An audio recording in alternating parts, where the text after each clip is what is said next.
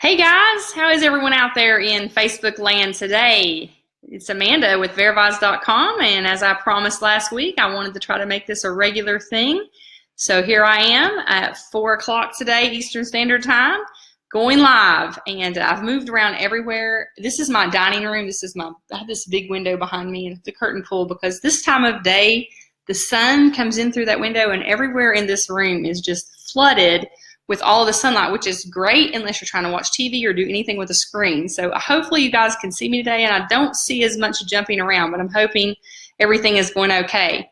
So anyway, how has everybody been this week? Hope you all had a great week. It's still warm here in Northeast Tennessee.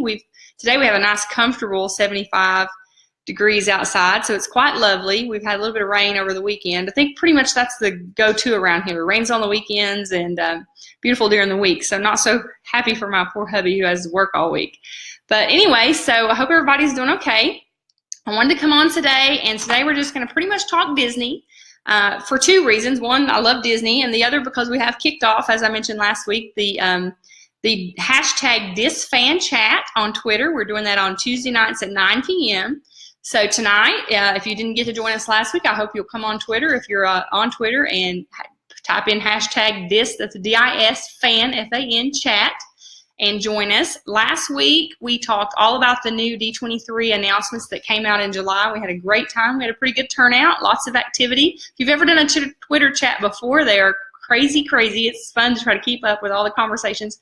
It's a great way to meet other people in whatever you're chatting about in that interest, and to network with each other and just really get connected. So anyway, I hope you'll come out. If you're a blogger, I really hope you'll come out, or if you do anything in the Disney industry, come out and join us. And also go over to Facebook. On Facebook, do facebook.com/groups/DisFanChat, and we have a planning group there. We would love to have you join us and help us plan the chats each week, and we all just kind of collaborate on our topics and questions, and then I put those together and we have our chat. So love to meet you and have you join us over there. So today we're gonna talk about the DisFanChat just a little bit. Then I'm gonna talk to you about park strategy, and I want to kind of focus tonight's topic on the DisFanChat is how you became a Disney fan and what keeps you coming back. So we're gonna talk a little bit about how I became a Disney fan, why I keep going back, and why I'm so hooked on Disney, and so much so that it has an entire section on my website, and I'm devoting a Twitter chat to it, and I'm doing this talk with you about it. Why is it such an addictive family vacation place? And I know some of those reasons are obvious, but there are lots of other reasons for me. So we're going to talk a little bit about that today. And then I want to preview a little bit. Well, I already put up a blog post last week. I'm doing a series on the boardwalk area. So if you're not familiar with the boardwalk area of Walt Disney World, then I hope you'll stay tuned. We're going to talk about that today, and I put up a post already talking about the resorts that are in that area, and then I'm currently working on a post to go over the restaurants. There are over, and I did not know this until I started doing I knew there were a lot, but so I started doing the research. There are over 40 restaurants, 42 I believe to be exact, just in the boardwalk area of Walt Disney World. That is crazy. So my bucket list is so long, I have not been able to, and that's restaurants and lounges. But still lots and lots and lots of great restaurants to choose from there. And so we'll talk a little bit about that. So that's it for today. So I hope you'll stick around and listen out to the whole thing. So we're going to go through this 15-20 minutes and talk about these different things. But let me start off with tonight's DisFanChat. Now, of course, I don't want to give you all the questions for tonight, but I want to talk a little bit about and this is going to lead into both topics here, but how I became a fan and why I want to keep going back. Why isn't it just like, oh, I've been to Disney World, I've done that. Now, I realize for a lot of people that is how it is, and it's not a cheap place to go, though there are some ways to make it happen and do it more economically and find some ways to get there. But for me, there are some reasons why it became so important for us to go back, why we enjoyed it so much, and why I'm committed to probably going back again in the future for my family. Not that we're going to go, every single year all the time, but it's definitely going to probably always be a part of our family vacations. So I hope that when you come on tonight, you can share with us how you became a Disney fan and why you keep going back. And I wrote a post one time. I think I mentioned this in the post, or I intended to. I just learned the word FOMO. Have anybody ever heard of that? FOMO, that's one of those new slang words that goes around the internet. And I was like, what is FOMO? So I had to look it up. FOMO is the fear of missing out. And I would definitely say that Disney does a very good job of creating this whole fear of missing out environment where they are always changing, always coming up with new things, and you think, oh, well, I haven't been in a few months, and so I have to find out what that's all about. Or, I haven't tried this restaurant. I sure would like to try that. So I, unfortunately, am the kind of person who gets really hooked into the fear of missing out. So I think that was a big component for me, and how I became sort of addicted to this whole Disney thing. But anyway, I hope you'll come and tell us a little bit about why you love Disney and why you like to go back. Or is it just a one-time thing for you? Now, I meet people that are kind of on both sides of the fence. You either have people who just love it and it's who they are. They just want to go back. And then you have these people who are like, I never want to go back to that place. You can't pay me enough money. And I can respect that. And there are certainly some aspects of being there. I mean, when I was pushing around a tandem stroller with a kid here and then a kid in the front, and it was front-loaded, and I'm trying to maneuver this around these crowds, that day I definitely was thinking, I don't know if I'm going to come back here. But I learned a few things. That's the other thing I want to talk about today. I learned a few strategies, touring plans, ideas from some other great folks who had been before me, and just from experience. So I'll share those with you about how you can try to make your touring a little bit easier. So anyway, so that's what's up for today's topic. So to begin with, I wanted to talk a little bit about what I already mentioned, how did I become a Disney fan? I do have a post up about this. It's called 5 Reasons Why This Once Disney Skeptic Became a Disney Fanatic. And so first, I don't really want to get into a great deal of detail about my skepticism because some of it's personal. But, I had some issues, particularly not so much with Disney, but with ABC and their so-called family friendliness. So I was struggled a little bit in the beginning with whether I really wanted to be a part of that. I don't agree with some of the things that they do that they consider family friendly. I just don't think they're family friendly, and I wasn't sure if I wanted to put my money towards that. But my husband, he has a job where he has to have continuing education. And so he kept telling me, hey, I have this opportunity. I could go down here to this conference. We could stay on property for like a third of what it costs normally, and we get discounted tickets. Would you want to go? And, every year I was kind of like, oh, I don't think I want to do that this year. Let's do something else. And then finally we decided when we had all 3 kids, we had a camper, and he was looking online, and he says, hey, they have a campground at Disney. We could take the camper down there and stay. And the money was a thing. We were looking at the prices online, and we're like, can't stand these hotels. And so we thought, hey, well, we could afford the campground. So we decided to do that. Well, then I started doing my homework, and I found out, well, by the time we pulled the camper down there, set it up, paid for the gas and back, and all, we could get a whole house for the same amount of money off-site. So we just decided up in May 2015, let's do it. We asked my mother and father-in-law if they would like to join us. They said, sure.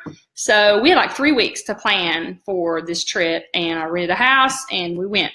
I had no idea that there was so much planning involved to going to Disney World. I had just been to other theme parks before, and you bought tickets and you showed up. But I did do a little homework before I left, and I found a couple of websites that helped me a tremendous amount with what to do. I called up Disney World. I mean, I didn't know what was a fast pass. What is that about? What do we have to do? Found out I wasn't going to be able to ride the Seven Dwarfs Mine Train on a fast pass. I didn't know how big a deal that was until I got down there. We did get to ride it that first year, though. My husband and I just went back late at night after the kids went to sleep, left my in-laws, and we got on late one night. And then I realized why the fast pass ran out so quickly. But anyway, so what is it about it? I think there was 5 reasons that stand out. And I numbered them 5 to 1. So number 5 would be my least of the reasons, but certainly a big hook. And I don't know that these are even definitely ranked in order of importance. It's just, this is what I came up with first. So for me, it's the Uber planner's dream. If you are an Uber planner like me, if you love to plan trips, if you get excited about figuring out how you're going to do this and that, and if you're a travel agent type mindset, which I think that's what I probably am, it's fun. It's just a lot of fun. There's so much about Disney. There's so many components about Disney, and the whole process of planning it all out, just for me, it just hooked me. I loved it, and I would spend hours reworking our fast passes and our restaurants and listening to podcasts and reading things and just planning that whole out, and it worked well. If you are an Uber planner who's a type A personality like me, I will tell you that you do have to be flexible. If you have to have learned this if you've been on a family vacation. Everything's not going to go exactly that way you want, and you can't plan every minute by minute. But you certainly will do better. I mean, if you're a non-Uber planner, I would tell you at least have some idea about what you're going to do when you get there. And we'll talk about planning and touring and all that. But because you'll miss out on a lot if you don't have some plan in place, because it's such a popular place and there are so many people there that if you just walk in without a plan, you're gonna get to experience a lot, but you're gonna miss a lot too. And so I would recommend you to at least have your fast passes in place. You have a rough idea of how you want to tour the day, but you don't probably have to have it as planned as I did. And I learned after every trip how better to plan the day for my family. And I think there's some tips that we can learn from that, but everybody's family is going to be different. So that's my number 5. My number 4 reason was this right here. The Disney community. And I don't want to get into politics or religion on here. I'm going to keep it pretty, free from that. But I will tell you that when I had my annual pass, it was during the election cycle. And if anybody was on Facebook during the election cycle, no matter who you were voting for, it was contentious. And it was not a fun place to be. And I really didn't enjoy being on it very much. And so I could go into my little Disney groups and I could go talk with my Disney friends that I had met who had the same passions as I did. And I could sort of escape a little bit from all of that craziness that was going on around the election. So I really enjoyed the Disney community. And, the thing that I find unique about it is that we're all coming from different perspectives. Probably if we did begin to talk about religion or politics or lots of other things, we would find that we don't have a lot in common. And then again, we may find a whole, the Disney mom group. Obviously, I tend to gravitate towards that more. But, we still have this common thing. And it's an amusement park. It's entertainment. I'm not trying to make it all religious or anything. But there is a community around it, and it's fun. And I enjoy that. And since I've become blogging, I've enjoyed it even more. And I've gotten involved in some groups. And that's how the Disfan chat came about, because I got involved in a group. And I began to ask, hey, does anybody know if there's a Disney chat going on Twitter? Nobody could come up with one, but several people wanted one. So I thought, well, let's just do it. Let's just start one. So I do love the community that is involved just around the whole Disney thing. I think it's a great component to it, and it kind of creates the excitement and the vibe around Walt Disney World and Disneyland parks and all of those things. So that was my number 4. My number 3 reason I became a fanatic, and this one was kind of important to me too, and it was really kind of a surprise. It's the multi-generational appeal of Disney World. And what I mean by that is I was fully expecting to go. When we went to Disney World the first time as a family, I had a 7-year-old, a 4-year-old, an 18-month-old, and 2 60-ish plus grandparents with us, and my husband and myself. I fully expected, I was glad to have that many adults because I knew that meant mom was going to get to ride some things, but I fully expected that many of us would be sitting around with this 18-month-old while everybody else rode rides, because that had always been my experience in just about every other theme park I had ever been to. But that's not the case with Disney World. Walt Disney definitely had a whole nother plan in mind, and it's not that there's just a section for the little kids to ride and a section for the big people to ride too. Those things are there. But it, in my mind, is one of the best parks for everybody gets to ride. And the bulk of the rides that we got to ride, we all rode together as a family. And I just thought that was great. And it's not just the rides, it's the food, it's the entertainment, it's just the whole feeling of the place. It has something for everyone. No one felt like they were just sitting around waiting unless they just wanted to. There were things for everyone to do, and mostly we got to stay together as a family the whole day. Now, maybe that's not such a good thing sometimes, but for us, it was great. And I was so surprised. Like, my biggest regret was that for years and years, like I mentioned earlier, my husband had been asking us to go. And so by the time we decided to go, my oldest was already 7. And so, which I thought, well, that's a pretty good age to start going to Disney World. But I can tell you that the way my 18-month-old was, and I know he won't remember any of that, but I remember it. And he just had so much fun. He didn't cry. I thought he would cry. I think he even rode Pirates of the Caribbean that year, and he didn't cry. He had a great time. And we all had a great time. And so looking back, I kind of regretted that I didn't go when my oldest was littler. And so, it's just got a great appeal for everyone. Go on. Sorry. Do you touch my balloon? No. Somebody had a cold today, so I wasn't able to take him to the babysitter. Honey, I don't know if it's charged or not, but you need to go back. So, sorry. There's my live video interruption. Last week it was the phone. This week it's my kids. Unfortunately, I wasn't able to take him to the babysitter today because he had a cold, so he had to stay home. And the iPad just died, so it's a major catastrophe. Anyway, all right. So now, so that was my number 3, was the multi-generational appeal. So number 2, my number 2 reason why I became a fanatic from being a skeptic, and it's closely tied to number 3, is that it's so immersive. The rides are not just, they're so well themed, and anybody that's familiar with Disney in any way, shape, or form knows this. And, I had been to Disney World. It's not like I had never been when I went with my family, but I was 16 years old when I went the first time, and we were there with the band. I'm a band nerd, and we marched in the little parade. And I just didn't remember much. At the time, I was dating my now husband, and I remember just being really sad about him not being with me. And, okay, that's fine. You're going to have to go right now. I can't do it for you right now. Excuse me. I'm going to say hello to everybody in Facebook land. Who are you talking to? I'm talking to anybody that's out there in Facebook land. Oh. Okay. All right. Okay. Well, at least I'm keeping it real around here. All right. So, but the rides are just so immersive, and like I didn't even remember riding, and I'm sure I had to have ridden Splash Mountain when I was 16, but I couldn't remember it. But my favorite ride, and don't laugh, my absolute favorite ride is Peter Pan. And this is going to show my airheadedness. I know I do have brown roots, I promise. But when we got on the Peter Pan and it kind of takes off and goes up in the air, I remember looking at my husband and going, how's it doing that? And of course he laughed, pointed up above, and I was like, oh, the track is up there. So that was my airhead moment. But I remember that, and I was just fascinated with Peter Pan. I thought it was such a great ride. And it's like, I'm really sad if we go and I don't get to ride Peter Pan. Like, it's like we didn't go to Disney. So I always, even if I miss Seven Dwarfs Mine Train, I don't want to miss Peter Pan. Even when we went to Disneyland this past May, and there was no Fast Pass, so we had to get in line and wait quite a while to ride it, but I had to ride it. And it was cool there too. But Orlando was my favorite. So anyway, so just the immersion experience, the whole thing, the bubble, that's what gets people kind of hooked on staying on property versus staying off property, because the bubble's a little bit different. You're kind of in the whole Disney bubble, even when you leave the parks.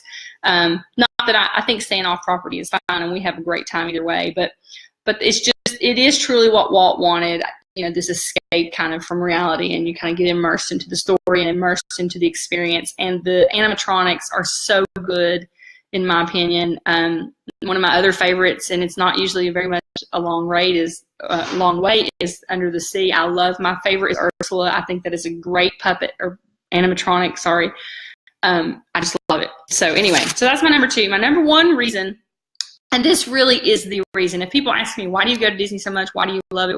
This is what I'm going to tell them every time if I don't have time for anything else. And it's going to be the way they handle food allergies and the way they take care of their special needs customers and clients. My children have food allergies. I've mentioned that before. My oldest son is allergic to peanuts, tree nuts, and coconut.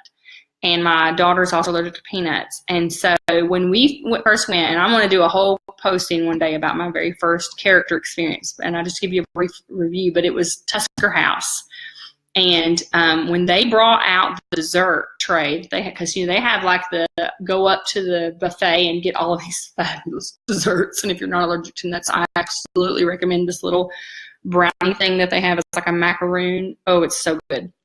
But when you go up there, the chef will tell you the kids can't have any dessert off of this section. And we're pretty used to that. Most places we go to, if there's one thing they can't have, they usually can't have dessert because there's always nuts involved. And so they said, well, but we'll bring out another dessert for them. So I expected, some little dry brownie thing or whatever. Oh, my word. They brought each child their own tray. It was cold. It had clearly been pre-done. It was separate in a section. But every plate had like 5 or 6 things on it. It wasn't like just this one thing. So it was just like they got to go to the buffet. They got their own special things.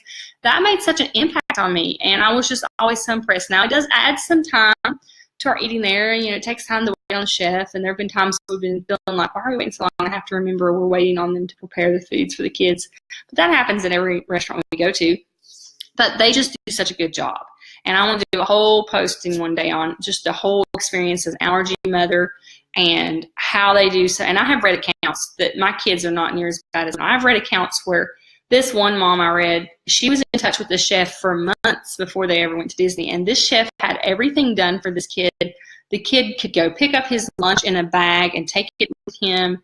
I mean, that's the kind of wow service that, I want to talk about here. I mean, that is above and beyond. Now, you pay a lot to go to Disney. I realize that. So, maybe you expect that kind of treatment. But, I've paid a lot of money to do a lot of different things and not receive that kind of treatment. So for me, that was it. That was my number one. I was hooked, and it's worth it as a mom because we can book these restaurants. We tell them ahead of time what to expect, and we can go and relax and enjoy ourselves and not worry about whether we have to get up and leave. And we just had an experience last weekend. We're all hungry. We sit down. We go through this, and the girl just was like, I don't think there's anything in it. And we get that a lot. And so it's very important to us, obviously, for our kids to be able to eat and enjoy themselves. So those are my big top 5 reasons why I became a fanatic. And that's the kind of stuff we're going to talk about tonight. We're going to talk about a lot more than that, but I hope you'll join us on the DisFan chat. Now, just real quickly, because my time's running away, but just to kind of go over the boardwalk area. I hope you've gone over to my website. If you're not familiar with the boardwalk area, because I didn't know what the boardwalk area was. I'd never heard of it when I first went, and I think I went maybe 2 or 3 times, maybe 2 times at least, before I had heard about it through a podcast or a blog or something I was reading. And so my husband says we turned around in the parking lot, but I don't remember that. But anyway, once I discovered the boardwalk area, oh my, I just love it over there, and I wanted to stay over there. And that became my FOMO, was I had to stay in the boardwalk area. And I got to twice. I got to stay first time when we decided for the very first time to go to a conference. We actually were staying in Grand Floridian, which is wonderful. Not at all distant Grand Floridian. It's great, but it's not my favorite. Even though you're right there and you've got the monorail, to me, maybe because Epcot is probably my favorite park, being able to go into the back entrance, I call it the secret entrance into Epcot that a lot of people don't know about. And I suppose anyone could go if you could access it, but truly most of the time the only people that are going to access it are those that are staying on resort on boardwalk property. So that's not very many people. So you show up at that entrance at 8 o'clock in the morning, and there's no one there. I mean, there's maybe half a dozen people, maybe 20, 30, at least when we went. Now we go in off seasons too, so it's not as crowded, but it's just great. And you walk right into the back of the World Showcase. You get to walk through France, which by the way is open, so you can get your pastry, and down through England, and then you usually have to go on over into World Show or into Future World. Except now I think they do have Norway has breakfast, so you can go to Norway and have breakfast. And I can't remember, there may be a ride or two running Soarin', maybe. Yeah, you can go to Soarin' because it's in the Future World. But anyway, of course, the World Showcase doesn't open till 11. But you can still access that side at the park opening and get some food and go to some restaurants. And so it's really great. I just love to do that stroll through that beautiful area with my cup of coffee in the morning and just enjoy the beauty of the World Showcase before it gets crowded. So love the boardwalk area. There are 5 great resorts there. You have the Swan and Dolphin, which, as I mentioned in my post, is actually not a Disney property. It's an SPG property, which to me is a double perk because I'm an SPG member. I have an American Express card. I get all my points there. So, I get to stay on property. I get to either gain points, extra points, or use points to pay. But I get all the perks of being in a Disney property. You still get to get into the extra magic hours at the same time as everyone else who's on property. You still get access to the boardwalk area, of course. You still get to make your fast passes 60 days in advance. So it has all of those perks, and there's a long, interesting history, and I think one day I'll research that and do a post on that as well. There's a long, interesting history, and there's some YouTube videos out about how that became not a Disney. It was supposed to be a Disney property, and there's just a backstory to how that got changed. But it's the Swan and Dolphin, and those are both Starwood properties. There are lots of fabulous restaurants in those properties, though. Todd English's Blue Zoo is great. I ate there with my husband last year. There's a little kind of a burger sandwich joint that's great because the food's really good, but, the name is escaping, The Fountain. But it's a non-Disney restaurant, and they take a AAA card, and you get a 15% discount. So, hey, everywhere you can save is a good thing. So we ate there. And they were food allergy friendly. They still did all the stuff. I don't think I could book it in advance, but we were still able to get the chef to come out, and we talked about the kids' food allergies, and all that worked out real well. I'm not going to list them all. I mean, you're going to have to wait and see my blog post that's coming out. Probably going to be the tail end of this week or next week. Unfortunately, I'm having some technical issues over on the website. It's still working, so you can go read my posts, but there, you may see some funny looking gray boxes on some of my images. I apologize for that. Unfortunately, my technical skills are not that great when it comes to website design, and I'm quickly getting out of my element and looking for someone to help me. But anyway, that's another topic for another day. But you can still read my posts, so go over and check out my Disney post. It's veravise.com/Disney Boardwalk -resorts, or just go to the Disney tab and you'll see it's the very first post up under the Disney menu. And I just give you a good overview of the 5 resorts that are there, some links out to those so you can look over those pictures and kind of just highlight the greatness of it. Now, one of the things the Swan and Dolphin doesn't have, and I stayed at the Swan and Dolphin in February, so I hear they have a fabulous pool, but I actually did not go and experience it, so I'm not sure. But then the following September, we stayed 4 nights in the Beach Club Villas through David's DVC, and I've mentioned that before. I highly encourage you, if you want to stay on property and you want to stay in a deluxe resort, check out David's DVC rentals. And I'll do a whole show, I think, on just renting DVC points because it's fabulous. I was nervous about it. I was a little skeptical. I did a lot of research, but there are plenty of people out there. There are several reputable sites, but David's has got a very long history. He's very, got a good reputation. Yes, I am an affiliate. I will go ahead and tell you that. So if you do click through my site and book a room, which I hope you will, I'll earn a small commission. But I was recommending him long before I became an affiliate. So don't let that deter you. Don't think I'm just telling you that to gain a little money, because they're great. And it's so wonderful that you just go on there, you pick out your resorts, you make your bid.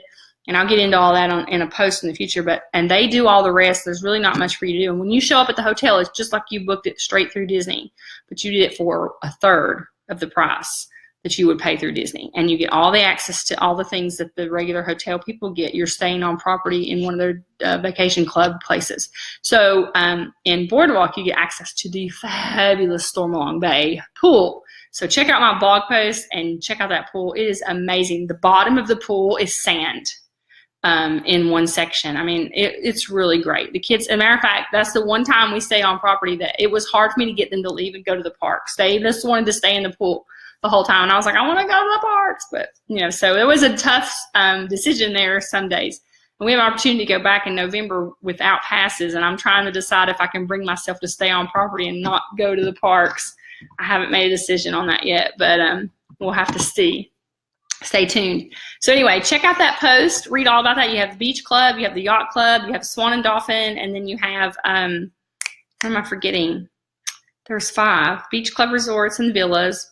The Boardwalk Villas, which is very, very similar to the Beach Club, but you do not get access to Stormalong Bay if you stay there. They have their own pool.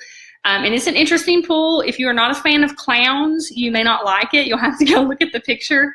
It kind of freaks me out. I think of Stephen King's It. It's this big, the slide comes out of this clown's mouth. Okay, so it's kind of weird. But anyway, the resort is really nice, and the rooms are pretty much the same kind of layout and look and design and feel as the Beach Club. And it's usually a little bit cheaper than staying at the Beach Club. And of course, all the restaurants are available to anyone in that area. They have many, many great restaurants. So be watching for that review. It'll be coming out in the next week or so. And I think my time is just about up, so I'm going to try to wrap it up. But I hope you've enjoyed my rambling on about Disney and why I became a Disney fan. And I hope you will come to the hashtag DisFanChat on Twitter tonight at 9 p.m. and talk with us about it, and join in to the community of other people who are love Disney. And check us out on VeraVise. Now, I am writing a lot about Disney, but I haven't forgotten about California, I promise, folks. I know I sort of ended there in Santa Barbara, and I've left you hanging if you've been following my California posts, but I'm going to finish that up. I've got so much more to talk about, and it just so happens that I'm getting ready to finish up Santa Barbara, but guess where we went after Santa Barbara? We went to Anaheim, so it's going to work out just fine. We're going to pull in our 3 days that we spent at Disneyland and talk about that, and probably do a compare and contrast between my opinions of Walt Disney World, Orlando, and Disneyland, and then I'll give you just a sneak peek. I'm a fan of the East Coast, but I still had a good time in Disneyland too. So be staying tuned to watch for that, and then of course we'll be going up into the national parks and talking about that. We have a trip coming up in Colorado. We have a trip coming up to Colorado in October to Denver, Colorado. My husband and I are going up there for a conference, so I'm looking forward to doing that and telling you all about that. I still have this mystery trip in September. I don't know where we're going to end up. We don't have anything planned, so it's very contrary to my Uber planning what we're going to do with that. But we have a week in September that we're probably going to be off from work, and we've got to go somewhere. So we're going to figure that out. I made mystery. So anyway, thanks for joining in. Check out the website, veravise.com, and check out our groups. We have 2 groups. We have the VeraVise group, facebook.com/VeraVise. It's called Travel Enthusiast Meet and Greet VeraVise Meetup. And then we have the facebook.com group/DisFan chat for all you Disney fans to get in there and help us plan these Twitter chats. Hope we'll see you there. See you on Twitter, Instagram, posting some great pics of my local Appalachian area over there this week. Is Vera.Vise on Instagram, and of course on Twitter I'm at VeraVise. Signing off. See y'all next week, 4 o'clock Eastern Time, Tuesday. Bye-bye.